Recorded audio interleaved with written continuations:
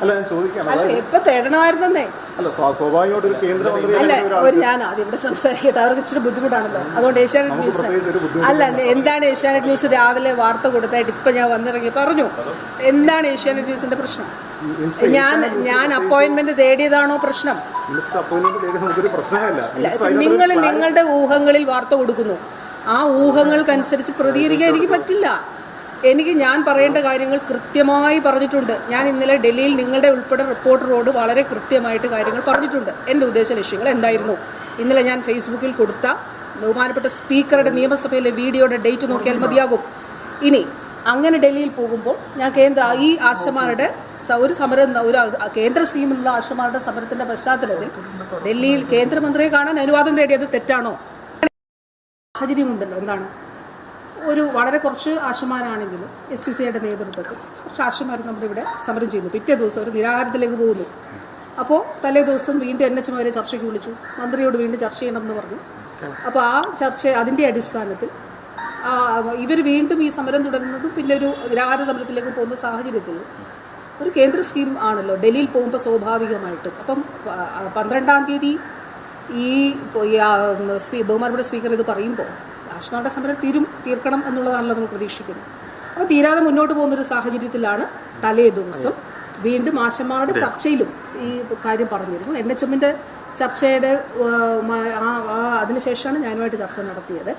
അപ്പോൾ അതുകൊണ്ട് തീർച്ചയായിട്ടും തലേന്ന് തന്നെ കൊടുത്തു, അപ്പോയിൻമെൻ്റ് എടുത്തു. അല്ല അതാണ് സാഹചര്യം. മനസ്സിലായി, വ്യക്തമായത്.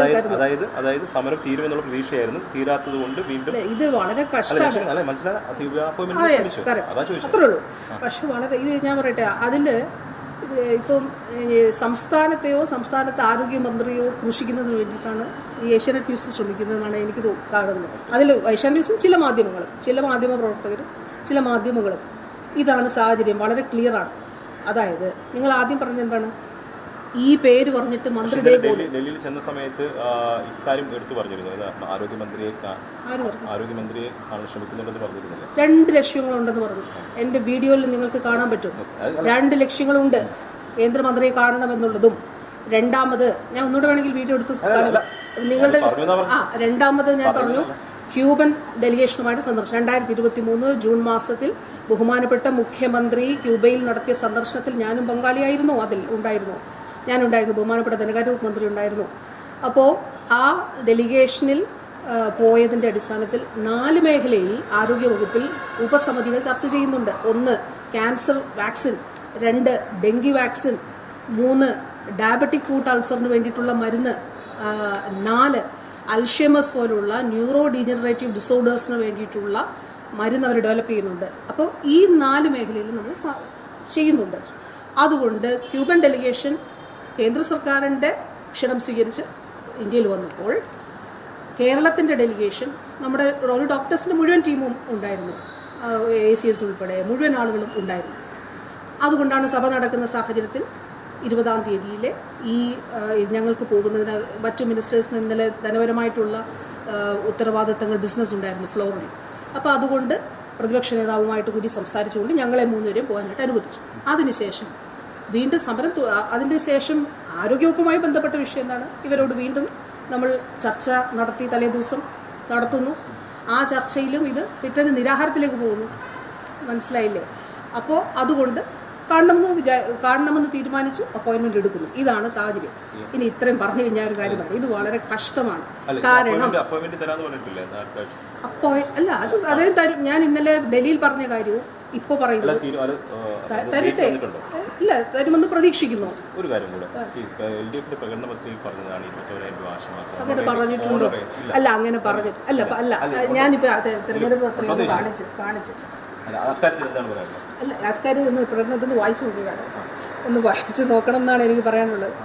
ഇതൊന്ന് വായിച്ചു നോക്കിയിട്ടേ പ്രകടന പത്രികയിൽ പറഞ്ഞ കാര്യം എന്താണെന്ന് അങ്ങൊന്ന് വായിച്ചു നോക്കണം. അല്ല മാധ്യമങ്ങൾക്ക് എന്തും പറയല്ലോ. കേരളത്തിലെ ചില മാധ്യമങ്ങൾ, ഞാൻ ഇന്നലെ ഈ പ്രശ്നം ഉണ്ടാകാൻ കാരണം എന്താ, ഡൽഹിയിൽ വ്യാജ വാർത്താക്കുറിപ്പ് കൊടുത്തതിനെ കുറിച്ച് അവരെന്നെ ഓർമ്മിച്ചു. ഞാനത് പറഞ്ഞു. ഇതൊന്ന് വായിച്ചു നോക്കിയത് 2000 LDFൻ്റെ നിയമസഭാ തെരഞ്ഞെടുപ്പ് പ്രകടന പത്രം 2021 തൊഴിൽ നയം 891 ഒന്ന് വായിക്കാമോ? മിനിമം കൂലി 700 രൂപ നടപ്പാക്കാനുള്ള അത് തൊഴിൽ നയത്തിൽ പൊതുവിൽ വരുന്നത്. ഇതൊന്ന് വായിച്ചോട്ടെ, അംഗനവാടി ജീവനക്കാർ വായിച്ചാട്ടെ.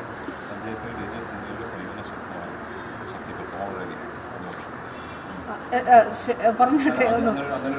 അല്ല ഇത് ഞാൻ പ്രകടനപത്രിക പറഞ്ഞു. അല്ല അല്ല ഇത് ക്ലിയർ ചെയ്യാൻ പറഞ്ഞിട്ടില്ലെന്നാണല്ലോ. അല്ലെന്നേ, പ്രകടന പത്രിക നിങ്ങൾ 2021 കണ്ടതല്ലേ, അതിപ്പോഴും ഇങ്ങനെ പറയുന്ന കാര്യം. ഞാൻ പ്രകടന പത്രികയിൽ പറഞ്ഞത് LDF ചെയ്തു തന്നെയാ.